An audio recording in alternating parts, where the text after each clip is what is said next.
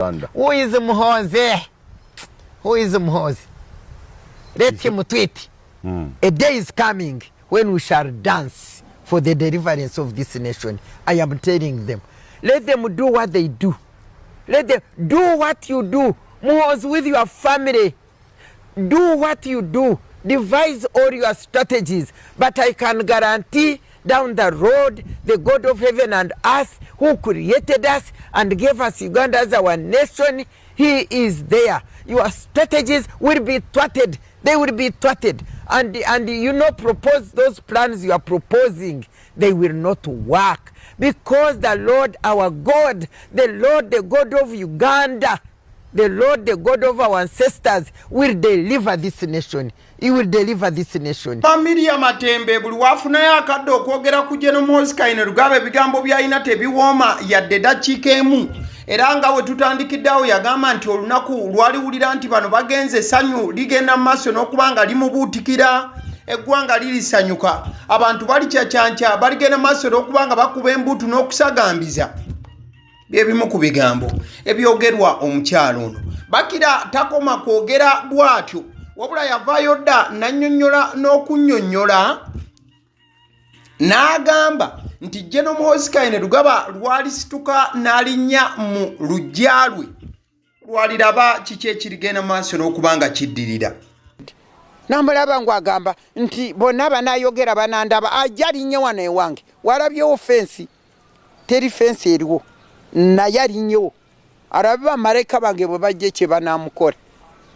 Kati bwayogera abantu bonna bagenda ne baba ng'obubwa bundamye wansi. N'abakulu bonna ne judiciary ne poliisi. Byambo ebyayogerwa Mama Miria Matembe birabika ng'ekituufu mu byo oba ekituukiridde olunaku olwaleero kye ky'okubeera nti bamalayika ebyaddala bamukuumyeko oba bamubiseeko akasubi nesse kubika yenna. Olunaku olwaleero Mama Miria Matembe bamalayika be yayogerako bamubiseeko akasubi n'asobola okubanga asimatuka abasajja abawanvu n'abampi. Olunaku olwaleero olwokusatu ng'ennaku z'omwezi 24 Juni omwaka 2026 abasajja abawanvu n'abampi abali mu uniform n'abatali basazeeko amaka ge yaliko minisita w'empisa n'obuntubulamu mu ggwanga omukyala Mama Miria Matembe era bamazeewoko essaawa eziwera nga bagenda maaso n'okuba nga batankuula okubeera nga balinako ebintu eby'enjawulo bye babadde banoonya mu maka ge. Okusinziira ku mukyala Mama Miria Matembe, omukutu ogwa Daily Monitor gumukubiddeko essimu era ebigambo byannyonnyodde agambye nti abasajja basazeeko ewakawe ku ssaawa 4 ez'okumakya. Wabula engeri gy'agamba nti mukyala atambula ne bamalayika, abasajja tebamusanzeemu mu nnyumba, basanzeewo mukuumi w'awaka y'abadde aliwo oba basanzeewo omuntu eyabadde asigaddewo ewaka. We batuuse bakozeseza eryanyi ne bagenda maaso n'okuba nga bayingira ennyumba ne bafaakuuza buli kimu era ebintu ebimu babirese nga biri bityo. Mukyala Miria Matembe naye kennyini wakubiddwa essimu asigadde yeebuuza kiki ekibadde kibagudde abasajja abawanvu n'abampi n'ensonga ebadde ebaleese. Wabula agamba nti kyasuubira babadde bazze kubanga bamuwamba. Newankubadde poliisi terinabakubaako kyevaayo kwogera ku bulumbaganyi bukoleddwa ku maka g'omukyala Mama Miria Matembe. Ekirala ekibuuzo ekikyaliwo kyekyokubeera nti Mama Miria Matembe yafunye atya omukisa okubeera nga yeemulula okuva mu maka ge n'atagenda maaso kuba nti abasajja bamusangamu. Abalabye kino bagamba nti yandiba nti tumanya yafunyeeko okubagulizibwako, Mukama n'amuteekako oba n'amuwandako eddusu. Mukyala Miria Matembe ye mukyala abadde ng'ayogera ennyo era atali antama. Omu ku batandikawo ekimanyiddwa nga Center for Domestic Violence Prevention and mulayini efaananako bw'etyo oba omu ku bakyala abalwanirizi b'eddembe era nga zenga avumirira ebikolwa by'okubuzaawo abantu, ekiwamba abantu ekigenda maaso mu ggwanga n'abantu okusibwa ne bamala ebbanga nga tebagenze maaso era kubanga baleetebwa mu kkooti omukyalo nazenga abivumirira ne sekuvumirira yenna. Kati nno wentukidde okubanga nkutuusaako eggulire lino ngezezaako okubanga nnoonyanonyako ku bantu abalinaanye omukyala Mama Miria Matembe essaawa ziri 10 n'eddakiika 15 ez'akawungezi k'olunaku olwanakuza 24 June 2026. Wabula kigambibwa nti ennamba ze ez'amasimu eziri official era ezimanyiddwa teziriiko. Essaawa zino okuva abasajja bwe balumbye wakati bamusanzeeyo ye kennyini yakonfaaminze, wabula tekimanyiddwa wawaali eddakiika eno. Omukyalo oyo by the way yakolerako mu gavumenti ya President Museveni era y'omu ku baakola constitution ya 1995, wabula mu mwaka gwa 2003 bwe batandika okuleetawo okuggyawo ekkomo ku bisanja, kino kyekyabagula Mama Miria Matembe n'agamba nti nedda eno gavumenti sikyasobola kubanga ngikolera, bw'atyo ne yeeyongerayo. Era okuva olwo ne gye buli eno ebigambo by'alina gye bali bikaawu, tasaaga era taseka buli wekituuka kwogera ku gavumenti eno. Kati nno mukwano gwange olunaku olwaleero nakusomeza 24 June 2026 kimanyi bulungi olunaku olwaleero akalulu ke Kalangala lwe kagenda maaso n'okubanga katojjera. Wabula mukwano gwange ekifaananyi ky'olaba ekyo kye kimu ku bifaananyi ebikubiddwa okuva e Kalangala olunaku olwaleero. Kankulage vidiyo eno. Omukulu Joel Ssenyonyi abadde ali ku lyato oba ekidyeri nga kimuvuga kimuzza Kalangala asobole okubeerawo okukuuma akalulu n'okwetegereza byonna nga bwe bitambula. Wabula babadde bali mu mazzi wakati ekiragiro ne kijja ne bagamba abagoba baakyo nti Joel Ssenyonyi bw'aba kwali mukyuke muddeyo e Kampala oba mukyuke muddeyo, tajja kukkirizibwa kubeera nga ajja Kalangala. Sooka olabe ebibaddewo wano.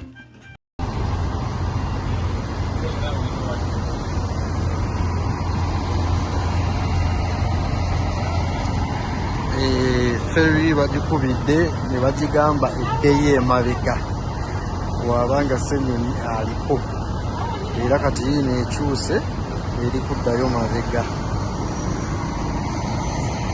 N'abantu bonna bandibadde balinne n'ebintu byabwe, kati bagigamba eddeyo.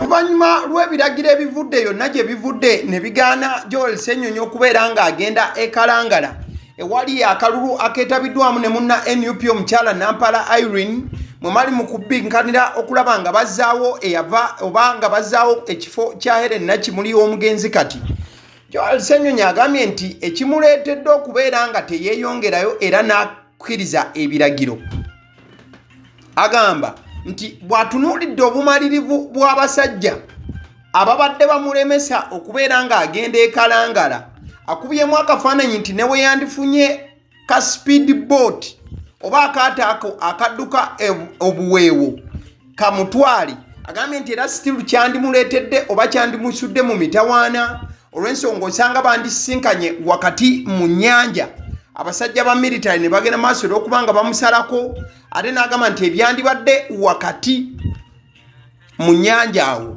osanga tebyandibadde byangu, nabwe kityo y'ensonga lwaki agumidde ebiragiro byabo abamuganye okubanga yeeyongerayo. Given the determination they have for me not to make it to Kalangala, even other means like a speedboat would be risky, since the military may intercept us in the middle of the lake to cause us harm or worse. Oh Uganda, may God uphold thee, writes Joel Ssenyonyi just 2 hours back. Kati mukadde ke kamu tufunyeeko omukulu David Lewis Rubongoya n'atunyonnyola embeera eri mu kugenda maaso e Kalangala era nga ye ku ground waali wabula agamba bugambi nti bannange ekiri wano wekuba kubba bululu ekigambo kubba kyandiba ekitono bwe mba nga nkola okunnyonnyola. That is David Lewis Rubongoya for you. Soka twebaza abantu baffe abakalangala newakubadde tanapu ekyali wansi naye olaba abantu baffe nga baali agadde balonde ekituufu newakubadde of course embeera ya intimidation ogiraba okutiisatiisa abantu baffe naddala mu bizinga eyo. Abantu baffe bangi nnyo bakakwatibwa nga babajja ku polling station ba polling agents baffe abagoba ku polling station ez'enjawulo era ensonga endala ya bribery, massive bribery. Abantu bali mu kutambuza ssente bana ba NRM bali mu kutambuza ssente bagenda ne bayimirira polling station bawa abantu ssente bagende balonda ba NRM n'ebirala bwe bityo. Abalala tufunye complaints nti tebagoberera BVK machines nga bwe zaali badde era ensonga ya ballot staffing tugiwulidde polling station ez'enjawulo oli najja ne bamuwa obukonge 12 n'abusonsekamu n'ebirala bwe bityo. So yembeera eriwo naye era abantu baffe tubebaza mbeera eno eriwo era olaba buli polling station tulina abaagenti baffe bali mugezaako okukola omulimu gwabwe newakubadde nga bwe nkugambye okutiisibwatiisibwa n'ebyo ebirala bigenda mu maaso mbiraba. David Lewis Rubongoya for you. Kati nno akatambi ako twakafunye essaawa emu emabega. David Lewis Rubongoya nga tunnyonnyola butya embeera weebadde. Wabula mukwano gwange oluvannyuma lw'akatambi ako ebiddiridde oluvannyuma amazima amatuufu tebibadde byangu n'akamu. Ebintu bitandise okuba nga bitabuka abasajja abakutte emigemera wala n'okubeera nti beesongamu n'okukola obuvuyo obw'ekika ekyawaggulu bitandise okuba nga bigenda mu maaso. David Lewis Rubongoya awandiise era n'annyonnyola nti ekiri mu kugenda maaso e Kalangala kisukka n'obantu okubeera nti tebaswala batandise okubeera nga bakwata obululu ne babubika mu mabookisi wabula nga bakutte oba nga babiteekamu ku mudumu gw'emmundu. N'agamba nti bali mu kukwata betwatuteyo nga abakuumi b'obululu ne ba polling agents baffe. Agamba nti buno obubbi buli mu kugenda maaso misana tuku. N'agamba nti buli muntu agezaako okubaako kye yeemulugunya akwatibwa bukwatibwa. Kugambye ebyo biwandiikiddwa David Lewis Rubongoya. Still tubadde mu ssaawa 9:3. Agamba nti what is happening in Kalangala is beyond shameless. Ballot staffing and arrests of polling agents, broad daylight bribery, any complaint is met with arrest. Era mukwano gwange nsobola okulagako akatambi kano angezeko okubanga nkuwa ku sound. Mukwano gwange n'okukwata obukwasa akatambi nakyo olina kakwata mu ngeri nzibu nnyo soka olabe.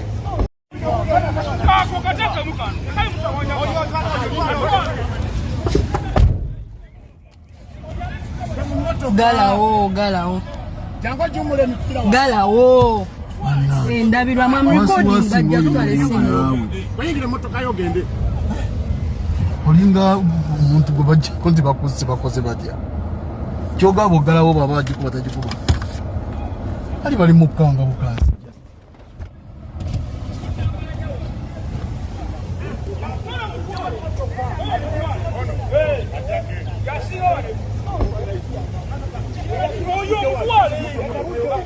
Sajjaze nze simumanyi manyagenzi simumanyi abadde ali muleya n'atuuka n'agamba omukazi nti nno baali lwaki balina regisita endala ntegedde okuba ne regisita emeka emu. Mukazi n'amugamba bujje tubeera nazo koya n'agenda n'azibajjako. Waliwo omusajja ejenti omulala adde alina akatabo n'akamuggyako n'afuluma n'ajja n'abasirikale 4 nga bamuli mabega n'aweta bwati n'agenda n'ayiwamu n'adduka emisinde n'akoma bali nnyo ne bagenda ng'ayiwamu ki ayiyeemu obulungi. Kalangala sijja kwongerako kigambo wabula bingi ebikyali mugenda maaso n'okukuŋŋaanya obutambi obw'enjawulo tukyagezaako. Gwe weekumire bwekumizi ku mukutu guno ogwagaliwo YouTube channel. Olunaku olwaleero ennaku z'omwezi 24 June 2026. Olunaku luno lwe lunaku Maama Janet Kataha Museveni lwe yajja mu bulamu obw'ensi eno era nga lwe lunaku olw'amazaalibwa ge. kati engeri gyekiri nti lunaku lwa mazaalibwa ge olunaku olwaleero baawe President Yoweri Kaguta Museveni the president awandiise obubaka obw'omukuku nga muwanvu ddala wabula buno ng'abuweereza mukyala we olw'okutuuka ku lunaku luno olwaleero. Awandiise n'agamba nti from Omugrusi Ampa to Mama Jinga. Today, the 24th of June, is Mama's birthday. Having arrived on earth on this very day 78 years ago, the family and myself thank God for having given us Mama, kept her safe in the years of orphanhood, having lost her father, Mzee Edward Kataha, in 1955, and prospering her in the subsequent years up to today. In particular, I thank God for the miraculous reconnection with her on Christmas Day, 1972, outside the Intercontinental Hotel in Nairobi. Although we were from the same area of Ntungamo and had studied at Kyamata together in 1958, we had got disconnected by the troubled history of Uganda. Since January 1971, we had been operating from Tanzania fighting Idi Amin. I had indeed been involved in the disastrous battle of the 17th of September 1972 in Imbarada, where out of 330 people that attacked on that axis on account of not being trained, by evening I had managed to take back only 46, including an Obote fighter known as Ageta, a good but chaotic fighter.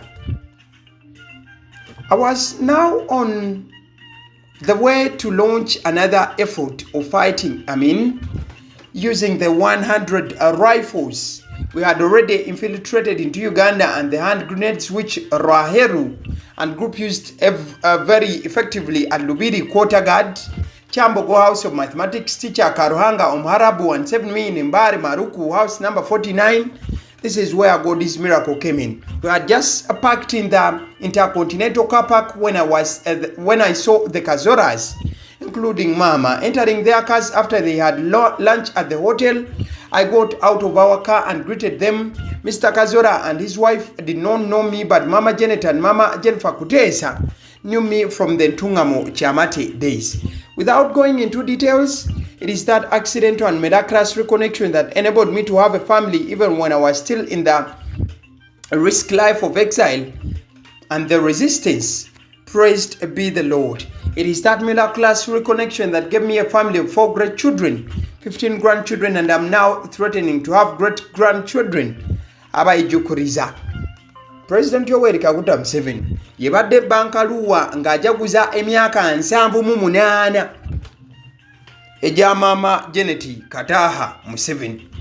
Wagamba nti baali babulanganye wabula baddamu okubeera nga basisinkana ku lunaku lwa Christmas mu mwaka gw'72. Agamba nti newankubadde nga baali basoma bonna entungamo ekyamate mu 1958 baali babunanganye era olutalo olwagendera maaso n'okubanga luyinda na byonna ebyali mu kugenda maaso wano nawali Mukama yamuyamba naddamu n'amusisinkana era agamba nti kati wano we bazaalira abaana 4 bweddu kati balina abazzukulu 15 ate nga mu maaso awo bagenda kufuna n'abaana b'abazzukulu great grandchildren abayijukiriza ndoza bwe kyogerebwa mu rurimi olunyankore. Ale nzikiriza nkutegeze ku bannaffe aba Honeybites bagamba nti bo omulimu gwe bakola gwa kukolera byakulya eby'abaana abadda ku masomero. Bwe tugamba abaana abadda ku masomero saabo bokka abadda ku masomero wabula n'ababeera ewaka balina package ey'ebyokulya eby'abaana mu line efaananako bwetyo. Gwe bakubire bukubizo bagambe njagala package y'ebyokulya by'abaana abali ku masomero oba abaana abalya ebyokulya. Balina ebyokulya yogera ku daddies, yogera ku binyeebwa, amawogola, yogera ku bagia, yogera ku cupcakes, yogera ku donuts. Osobola okubafuna ku 0709 787508 ate era mukadde ke kamu bw'oba oyagala ku pizza size yonna era namba yemu ate era mukadde ke kamu bakola ne cake eza buli mukolo babayita aba honey bites. Njagala n'okutegeeza ku bannaffe aba Alson Painters UG bano basiizi ba langi era nga balina obukugu mu kusiiga langi era bamanyi ne langi ki egenda ku kizimbe kyo era mu ruumu ki tebasobola kuddira langi yandigenze mu kisenge ate ne bagisiiga mu ddiiro ey'omu dining ne bagisiiga mu kinaabiro nedda. Alson Painters UG omulimu gw'okusiiga langi bagukugukira ddala basiiga ebizimbe okuviira ddala ku ruumu emu paka ku makalina n'amakalina gwe bakubira ebukubizo bagambe nti Alson Painters UG namaliriza okuzimba ekizimbe kyange. In fact ne bw'oba olina ekizimbe nga kikadde nga olaba langi yaakyo efaanana si bulungi, Alson Painters UG bazze kugonjoola ensonga eno. Bakubire ku 0705 1936 be bannaffe aba Alson Painters UG. Aba Sedi Omusunsuzi ly'erinnya eryange yenze aba Sedi Omusunsuzi yenze atuula emabega w'omuzindaalo buli lunaku era ly'eddoboozi ly'owuliriza ku mukutu guno aba Sedi Omusunsuzi ly'eddoboozi eryo era ng'omukutu kwoli gwe guno ogwagaliwo. Nagamba nti information yonna gy'olaba ku channel eno tetugattamu kintu kyonna ate tewali kye tutoolamu. Information nga bw'eba eyingiddewo ffe bwe tugikwata ne tugikuwa kati gwe omulabi n'osalawo ki ekyokukozesa information eyo. Kati kyogenda okukola mukwano gwange bw'oba omaliriza okulaba vidiyo eno likinga commentinga ki kyolowooza mukadde ke kamu subscribinga bw'oba nga omukutu guno oli mupya ate era mukadde ke kamu sharingira mikwano gyo girabe vidiyo eno ate ne videos endala ku mukutu guno. Agaliwo YouTube channel mwebale kutulaba.